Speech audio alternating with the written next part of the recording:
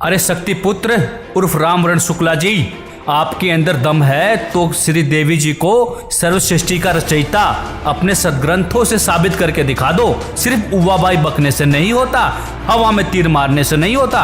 और अब मैं आपको कबीर साहब जी को सर्वसृष्टि रचयिता पवित्र सदग्रंथों से सिद्ध करके दिखाता हूँ।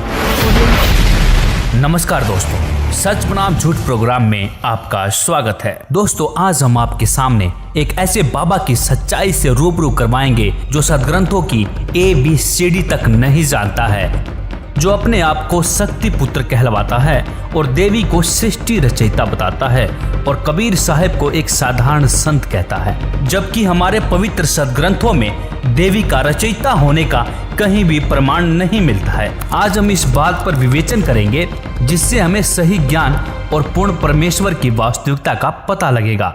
इस तरह हम भ्रमित होने से भी बच सकेंगे और सत्य व असत्य की पहचान कर सकेंगे। आज हम दिखाएंगे कि मिथ्या बोलकर जनता को भ्रमित करने में और सदग्रंथों के प्रमाण में जमीन आसमान का अंतर है।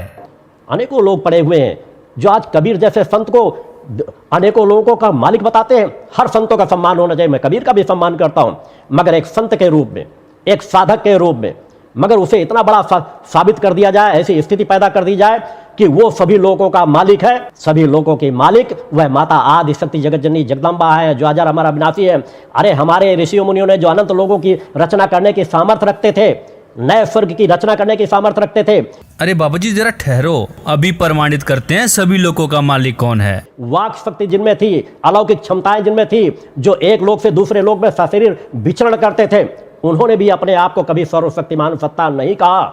आज कबीर को साबित करने वाले लोग जो जेल में भी पड़े हुए हैं, वहां से भी अपनी धूर्तता को बंद नहीं कर रहे हैं। ये सब परिणाम है इन चीजों को कि आज भी सही रास्ते को अगर नहीं पकड़ा गया तो समाज इसी तरह, हिंदू समाज को भी जागने की जरूरत है, हिंदू राष्ट्र को भी जागने की जरूरत है। हम हिंदू राष्ट्र की शक्तियों को तभी बढ़ा सकेंगे जब ये ढोंग और पाखंड को भी हम दूर कर सकेंगे। अरे हाँ, रुकिए बाबा जी रुकिए, ढोंग और पाखंड को खत्म करने की ही बात करेंगे हम। और जिस दिन जनता को सच्चाई का पता लग गया ना, उस दिन आपको छुपने के लिए जगह नहीं मिलेगी। इससे पहले बात करते हैं मुद्दे की। ये बाबा जी बताते हैं कि देवी शक्ति ने सृष्टि की रचना की, लेकिन दोस्तों वास्तविकता ये है सृष्टि की रचना करने वाला परम अक्षर ब्रह्म, जिसका वास्तविक नाम कबीर है। दोस्तों ये बात हम नहीं कह रहे, इसका प्रमाण हमारे सदग्रंथों में लिपिबद्ध है। और जिन जिन संतों व महापुरुषों को कबीर परमेश्वर मिले, उन्होंने भी अपनी वाणियों में ठोक करके गवाही दी है कि कबीर परमेश्वर ही सर्व सृष्टि रचनहार है, कबीर पूर्ण परमात्मा है। यह प्रमाणित हम आगे आपको वीडियो में पवित्र वेदों से करके दिखाएंगे। पहले बात करते हैं देवी जी के ऊपर, जिसमें देवी जी खुद देवी भागवत महापुराण में किसी अन्य ब्रह्म की पूजा करने को कहती है। वह अपनी पूजा भी करने को मना करती है और ब्रह्म श्रीमद् भागवत गीता में कहते हैं कि वह परम ब्रह्म है जो सर्व सृष्टि उत्पादक और पूजनीय है। तो इस प्रकार देवी जी सर्व सृष्टि रचनहार कैसे हुई, आइए देखते हैं देवी भागवत महापुराण में। ये देखिएगा, श्रीमद् देवी भागवत सचित्र मोटा टाइप, गीता प्रेस गोरखपुर से प्रकाशित, 7वां स्कंद और ये 562 पृष्ठ में, ये 562 पृष्ठ। देवी के द्वारा हिमालय को ज्ञानोपदेश और ब्रह्म स्वरूप का वर्णन। सौम्य, इसको हम अविनाशी बता रही है ब्रह्म को, दुर्गा अक्सर ब्रह्म कहती है। उस वेदने योग्य लक्ष्य का तुम वेदन करो, मन लगाकर उसमें तन्मय हो जाओ। सौम्य, उपनिषद में कथित महान अस्त्र रूप धनुष को लेकर उपासना द्वारा तीक्ष्ण किया हुआ बाण संधान करो और फिर भावानुगत चित्त के द्वारा उस बाण को खींचकर उस अक्षर रूप ब्रह्म को, अक्षर ब्रह्म समझो, ही लक्ष्य बनाकर वेदन करो। उसका मंत्र क्या बता रही है अक्षर ब्रह्म का? ओम। प्रणव माने ओम, धनुष है, जीवात्मा जाप करे और ब्रह्म को उद्देश्य रखे। आगे देखो, उस एकमात्र परमात्मा को ही जाने, दूसरी सब बातों को छोड़ दे। यहाँ दुर्गा जी ने अपनी साधना को भी रिजेक्ट कर दिया कि केवल उस एक ब्रह्म को ही जाने। यही अमृत रूप परमात्मा के पास पहुंचाने वाला पुल है। अब दुर्गा क्या कह रही है कि केवल एक ब्रह्म की पूजा करो, मेरी पूजा भी छोड़ दो। इस आत्मा का परमात्मा का को ओम के जप के साथ ध्यान करो। इससे अज्ञान में अंधकार से सर्वथा परे और संसार समुद्र से उस पार जो ब्रह्म है उसको पा जाओगे, तुम्हारा कल्याण हो। दोस्तों, जैसा कि आपने देखा यहाँ पर दुर्गा जी खुद अपनी पूजा को रिजेक्ट करके ब्रह्म की पूजा करने को कहती है, और आगे आपको दिखाएंगे वह ब्रह्म श्रीमद् भागवत गीता में किसी अन्य परमेश्वर की पूजा करने को कहते हैं। देखा आपने, इस अज्ञानी और धूर्त और मूर्ख प्राणी को यह भी नहीं पता कि जिस दुर्गा की आराधना करता है वही देवी पुराण में क्या कह रही है, और बात करता है वेद ग्रंथ पढ़ने की। जो हमारे धर्म में सभी चीजें, उन वेदों पुराणों को पढ़ो, उन ग्रंथों को पढ़ो। अरे मूर्ख धूर्त, तूने तो ग्रंथ नहीं पढ़े, हम पढ़ाएंगे तुझे ग्रंथ। पढ़ ये क्या लिखा है ग्रंथों में। आज का समाज पढ़ा लिखा है और इन सदग्रंथों के देख करके खुद निर्णय ले सकता है। अब तुम लोगों की दाल नहीं गलने वाली बाबा जी। अब आइए देखते हैं श्रीमद् भागवत गीता जी में जो ब्रह्म है वह किसी अन्य की पूजा करने को कह रहे हैं। श्रीमद् भागवत गीता के अध्याय 18 के श्लोक नंबर 62 में क्या लिखा है। हे भारत, तू सर्व प्रकार से उस परमेश्वर की ही शरण में जा। उस परमात्मा की कृपा से ही तू परम शांति को तथा सनातन परम धाम को प्राप्त होगा। इसी तरह गीता अध्याय 15 के श्लोक नंबर 16-17 में स्पष्ट किया गया है कि 3 प्रभु हैं, एक क्षर पुरुष ब्रह्म, दूसरा अक्षर पुरुष पर ब्रह्म और तीसरा परम अक्षर पुरुष यानी पूर्ण ब्रह्म। क्षर पुरुष तथा अक्षर पुरुष वास्तव में अविनाशी नहीं है, वह अविनाशी परमात्मा तो इन दोनों से अन्य ही है। वही तीनों लोकों में प्रवेश करके सर्व का धारण पोषण करता है। इसके अनुवादक हैं जयदयाल गोविंद का और प्रकाशक है श्री गीता प्रेस गोरखपुर। 15वें अध्याय और श्लोक नंबर 16 यहाँ पर है। इसमें 2 परमात्मा, 2 प्रभु, 2 ब्रह्म लिखे हैं। द्वौ इमौ पुरुषो लोके सर च अक्षर एव च सर सर्वाणी भूतानि कुटस्थ अक्षर उच्यते। इस सर पुरुष और अक्षर पुरुष के लोकों को पृथ्वी वाला लोक बोलते हैं। इस लोक में सरपुरुष इसको यहाँ और यहाँ दोनों जगह लगा लेंगे। सरपुरुष और अक्षर पुरुष ये 2 ब्रह्म हैं, 2 भगवान हैं, 2 प्रभु हैं, और इन दोनों के लोकों में सभी प्राणियों के स्थूल शरीर तो नाशवान है, सर हैं, और जीवात्मा अविनाशी कहते हैं। या इन्हीं के अनुवाद में इस संसार में नाशवान और अविनाशी भी 2 प्रकार के पुरुष माने प्रभु हैं। पुरुष माने प्रभु हैं, 2 स्वामी हैं। 2, एक सरपुरुष कहो, दूसरे को अक्षर पुरुष कहो।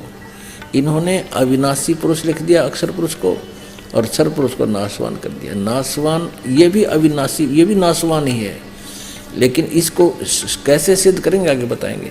और संपूर्ण प्राणियों के शरीर तो नाशवान है, जीवात्मा विनाशी कहा जाता है। अब ये अक्षर पुरुष भी नाशवान है। अक्षर पुरुष 2 परमात्मा है। अब इससे सिद्ध होगा ये कैसे नाशवान है। 17वें में कहा है कि उत्तम पुरुष तो अन्य है। उत्तम पुरुष, पुरुषोत्तम श्रेष्ठ परमात्मा, वास्तव में जो सही श्रेष्ठ भगवान है वो तो इन ऊपर वर्णी सरपुरुष और अक्षर पुरुष से। इस अक्षर पुरुष को परब्रह्म भी कहते हैं, सरपुरुष को ब्रह्म भी कहते हैं। ब्रह्म और परब्रह्म से वो कोई और है। उत्तम पुरुष तो अन्य है, वो तो कोई और है। परमात्मा इति उदाहरते, जिसको भगवान कहा जाता है। और यह लोकत्रयम् आविश्य विभर्ति अव्यय ईश्वर है, जो तीनों लोकों में प्रवेश करके सबका धारण पोषण करता है।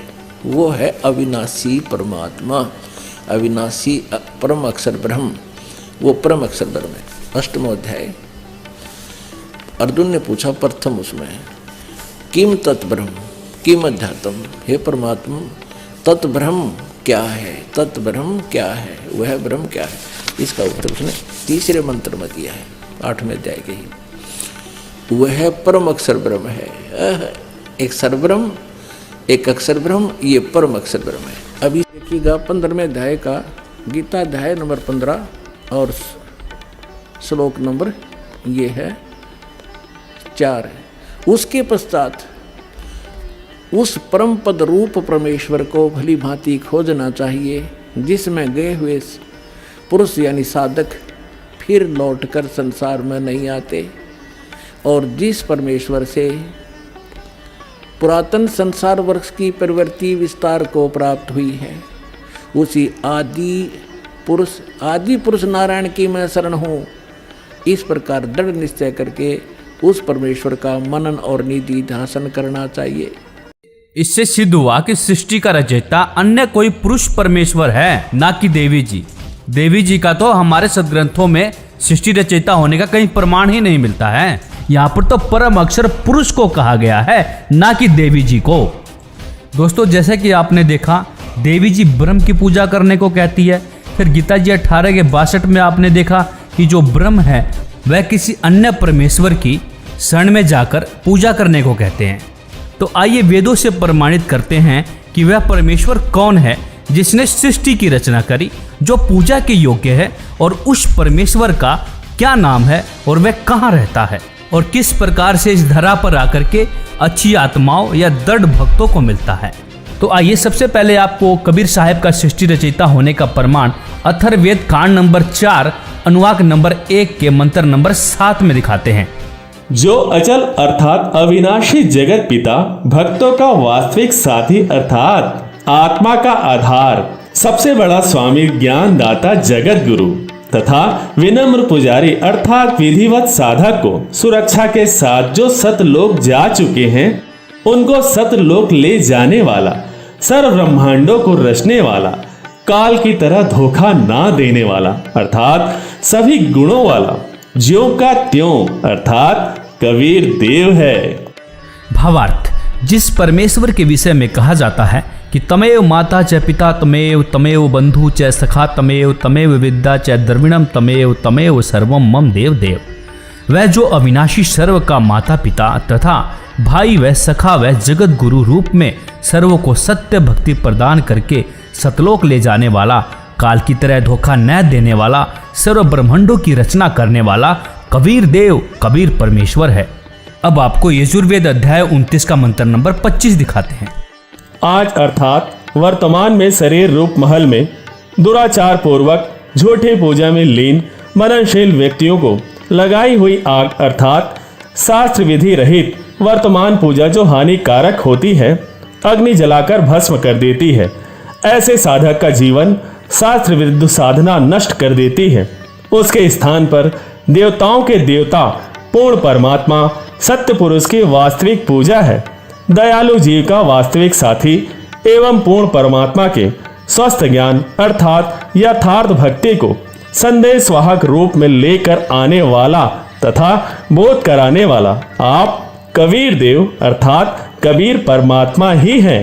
भावार्थ, जिस समय भक्त समाज को शास्त्र विधि त्याग कर मनमाना आचरण पूजा कराया जा रहा होता है, उस समय कबीर देव, कबीर परमेश्वर तत्व ज्ञान को प्रकट करते हैं। अब देखते हैं ऋग्वेद मंडल नंबर 9 सूक्त नंबर 96 का मंत्र नंबर 17। पूर्ण परमात्मा विलक्षण मनुष्य के बच्चे के रूप में जानबूझकर प्रकट होता है तथा अपने तत्व ज्ञान को उस समय निर्मलता के साथ उच्चारण करता है। प्रभु प्राप्ति की लगी विरह अग्नि वाले भक्त समूह के लिए कविताओं द्वारा कवितत्व से अत्यधिक वाणी में निर्मलता के साथ कबीर वाणी अर्थात कबीर जी की वाणी द्वारा ऊंचे स्वर से संबोधन कर कर बोलता है। वह अमर पुरुष अर्थात सत्य पुरुष ही अर्थात ऋषि रूप में स्वयं कबीर देव ही होता है। परंतु उस परमात्मा को ना पहचान कर लोग उसे कवि कहने लग जाते हैं, परंतु वह पूर्ण परमात्मा ही होता है क्योंकि उसका वास्तविक नाम कबीर देव है। ऋग्वेद मंडल 9 सूक्त 96 मंत्र 18 में भी इस बात के प्रमाण मिलते हैं कि वेद बोलने वाला ब्रह्म कह रहा है, जो पूर्ण परमात्मा विलक्षण बच्चे के रूप में आकर प्रसिद्ध कवियों की उपाधि प्राप्त करके अर्थात एक संत या ऋषि की भूमिका करता है, उस संत के रूप में प्रकट हुए प्रभु द्वारा रची हजारों वाणी संत स्वभाव वाले व्यक्ति अर्थात भक्तों के लिए स्वर्ग तुल्य आनंददायक होती है। वह अमर पुरुष अर्थात सत्य पुरुष तीसरे मुक्ति धाम अर्थात सत्य लोक की सुदृढ़ पृथ्वी को स्थापित करने के पश्चात मानव सदृश संत रूप में होता हुआ गुम्बद अर्थात गुम्बज के ऊंचे टीले रूपी सिंहासन पर विराजमान उज्जवल स्थूल आकार में अर्थात मानव सदृश तेजो में शरीर में विराजमान है। भावार्थ मंत्र नंबर 17 और 18 में कहा गया है कि कबीर देव शिशु रूप धारण कर लेता है, लीला करता हुआ बड़ा होता है, कविताओं द्वारा तत्व ज्ञान वर्णन करने के कारण कवि की पदवी प्राप्त करता है, अर्थात उसे ऋषि संत व कवि कहने लग जाते हैं। वास्तव में वह पूर्ण परमात्मा कबीर ही है। उसके द्वारा रची अमृतवाणी कबीर वाणी कही जाती है, जो भक्तों के लिए स्वर्ग तुल्य सुखदायी होती है।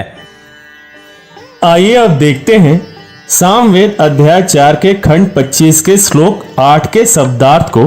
पूर्ण समर्थ कबीर देव अर्थात कबीर परमेश्वर विशाल शक्ति युक्त अर्थात सर्वशक्तिमान तेज पुंज का शरीर मायावी बनाकर प्रकट होकर अर्थात अवतार धरकर अपने सत्य शब्द व सत्य नाम रूपी शस्त्र से काल ब्रह्म के पाप रूपी बंधन रूपी किले को तोड़ने वाला, टुकड़े टुकड़े करने वाला सर्व सुखदायक परमेश्वर सर्व जगत के सर्व प्राणियों को मनसा वाचा कर्मणा अर्थात पूर्व निष्ठा के साथ अन्यन्य मन से धार्मिक कर्मों द्वारा सत्य भक्ति से स्तुति उपासक करने योग्य है। अब आपको दिखाते हैं वेदों के अनुसार वह असंख्य ब्रह्मांड का मालिक संत रूप धारण करके उपदेश देने की इच्छा से मृत्युलोक पर आकर महापुरुषों से मिलते हैं।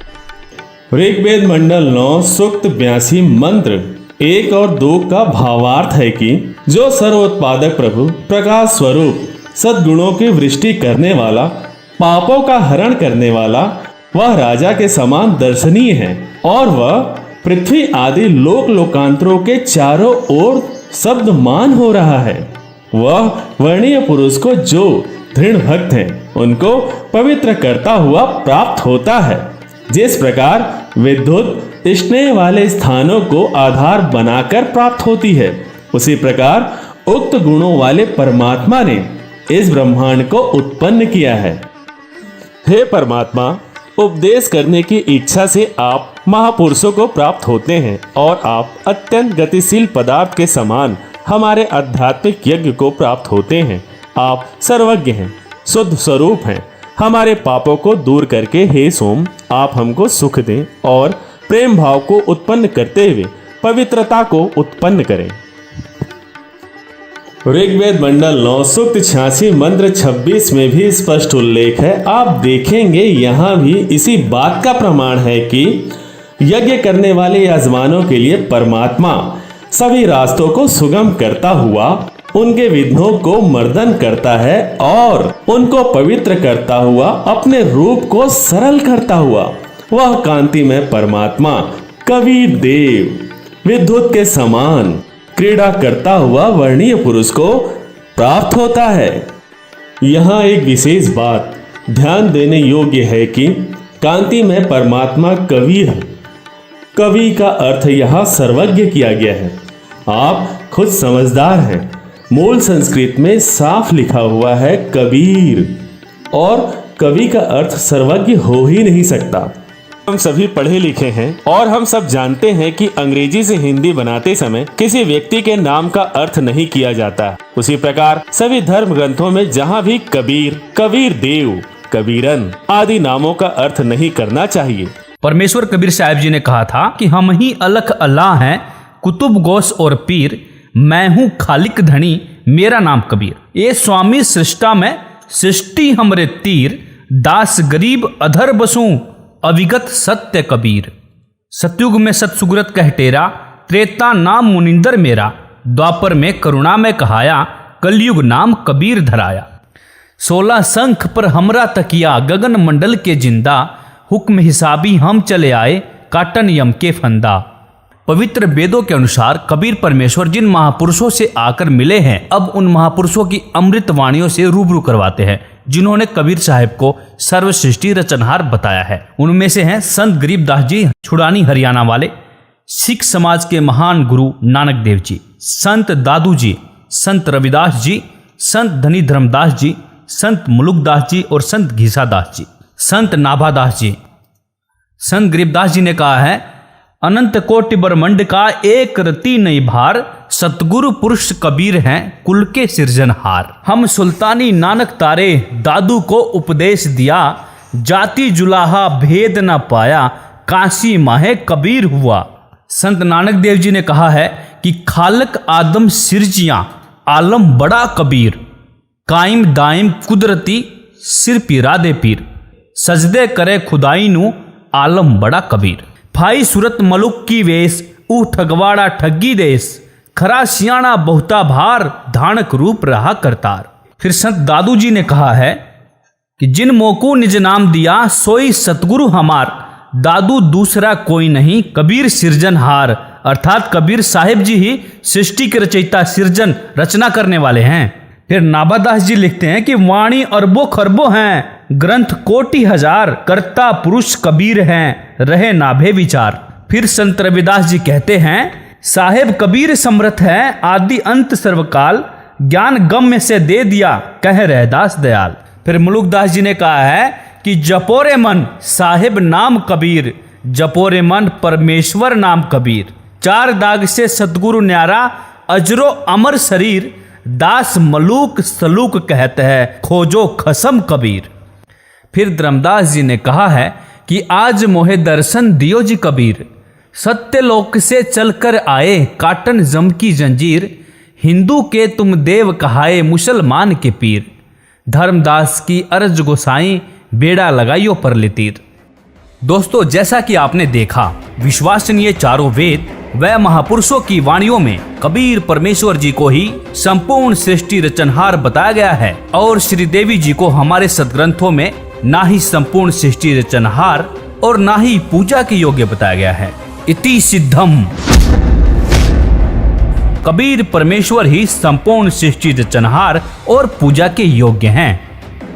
पंडित रामवरण शुक्ला उर्फ शक्तिपुत्र जैसे अज्ञानियों के लिए दुर्गा ने देवी पुराण में क्या कहा है, जरा ये भी देख लेते हैं। ये छठा स्कंद संक्षिप्त देवी भागवत 414 पृष्ठ पे। जन्मेजय ने पूछा, महाभाग किस युग में कैसा धर्म का स्वरूप है, इस संपूर्ण विषय को विशेष रूप से बताने की कृपा कीजिए। व्यास जी बोले, ये तो सतयुग के ब्राह्मणों की स्थिति, अब कलयुग के ब्राह्मणों की सती थी, और सुन लो इसी पवित्र पुराण में। धर्म की ये सती थी त्रेता में भी रही, परंतु कुछ ह्रास हो गया था। सतयुग की जो सती थी वह द्वापर में विशेष रूप से कम हो गई थी। राजन, उन प्राचीन युगों में यानी सतयुग, त्रेता, द्वापर में जो राक्षस समझे जाते थे वे कली में ब्राह्मण माने जाते हैं कलयुग में, क्योंकि अब के ब्राह्मण प्राय पाखंड करने में तत्पर रहते हैं, दूसरों को ठगना, झूठ बोलना और वैदिक धर्म कर्म से अलग रहना कलयुगी ब्राह्मणों का स्वाभाविक गुण बन गया है। परमेश्वर ने 600 वर्ष पहले कहा था, वेद पढ़े पर भेद न जाने, ये बाँचे पुराण 18, और पत्थर को ये पत्ते खुआवे, भूल गए सिरजनहारा। वेद पढ़े भेद नहीं जाने, और ये बात पुराण 18, और क्या कहेगा पता नहीं, लेकिन पुराणों में क्या लिखा हुआ है। श्रीमद् भागवत गीता के अध्याय नंबर 7 के श्लोक नंबर 15 में गीता ज्ञानदाता ने इन माया पुजारियों के लिए कहा है, माया के द्वारा जिसका ज्ञान हरा जा चुका है, ऐसे आसुर स्वभाव को धारण किए हुए मनुष्यों में नीच दूषित कर्म करने वाले मूढ़ लोग मुझको भी नहीं भजते। इसीलिए कबीर परमेश्वर जी ने भी कहा था कि माया आदि निरंजन भाई, अपने जाए आपे खाई, शिखर शून्य में धर्म अन्यायी, जिन शक्ति डायन महल पढ़ाई। दुर्गा ध्यान पड़े तिस नगरम, ता सेती डूबे सब नगरम। पीर पैगंबर कुतुब ओलिया, सुरनर मुनिजन ज्ञानी, एता को तो राह न पाया, जम के बंधे प्राणी। और रामवरण शुक्ला उर्फ शक्ति पुत्र जी, यदि आप अपने आप को बहुत बड़ा योगी समझते हो ना, तो आप तो गोरखनाथ जैसे योगी के तो चरणों की धूल भी नहीं हो। और जिस गोरखनाथ जी ने पूरे पहाड़ का सोना बना दिया और अपने गुरु मच्छंदरनाथ की राख को उठा करके दोबारा मच्छंदरनाथ बना दिया था, और वो गोरखनाथ कबीर साहब से सिद्धि व ज्ञान चर्चा में प्राप्त हुए थे, और कबीर साहब जी के ज्ञान को स्वीकार करके कहा था, 9 नाथ 84 सिद्ध, इनका अंधा ज्ञान, अविचल ज्ञान कबीर का, योग गति विरला जान।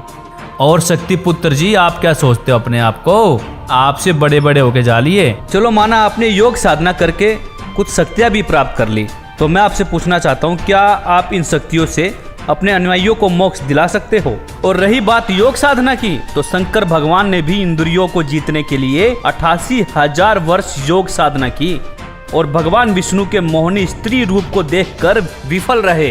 इन तपस्वी और योगियों के लिए कबीर साहब जी ने कहा है कि सतगुरु संगत छाड़ के लाख वर्ष तपकीन, इंद्री कर्म न मोक्ष होए काल के अधीन। अर्थात लाखों वर्ष तपस्या करने के बावजूद भी यदि सत्य साधना शास्त्र अनुकूल भक्ति नहीं मिली, काल के जाल में ही रह गए।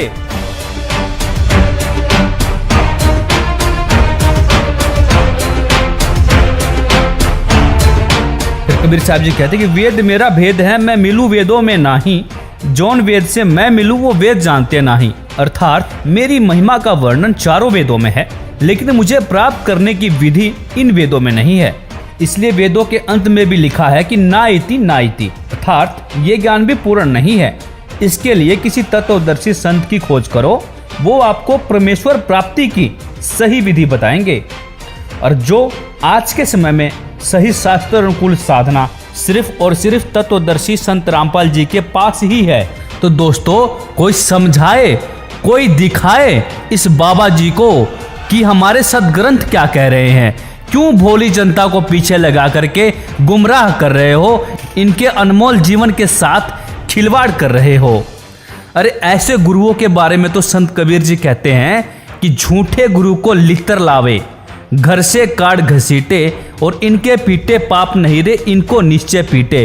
क्योंकि ये आपके अनमोल जीवन के साथ खिलवाड़ कर रहे हैं, शास्त्र विरुद्ध भक्ति बता रहे हैं और शास्त्रों का हवाला देते हैं और शास्त्रों के खिलाफ बातें करते हैं। तो दोस्तों, जो इनसे जुड़े हुए हैं उनको इस बात पर गहनता से विचार करना चाहिए। जब ये गुरु ही ज्ञानहीन अंधा है तो आपको क्या रास्ता दिखाएगा, आपको कहाँ ले जाएगा।